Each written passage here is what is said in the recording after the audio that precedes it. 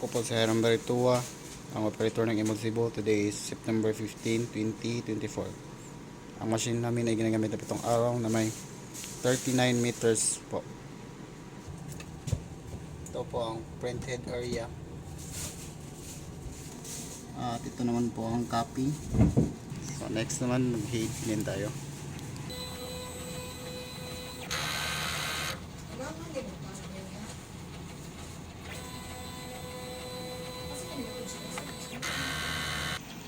So after mag-head clean, punasan natin yung wiper. Next naman nozzle check print. So ito yung result ng nozzle check.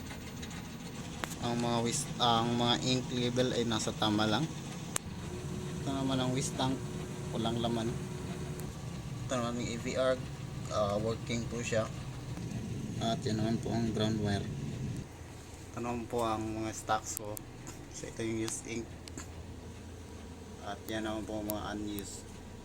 So dito sa consumable, ito yung nagamit ko sa cyan, sa magenta, sa yellow, sa black, sa white, sa film, solution, at powder.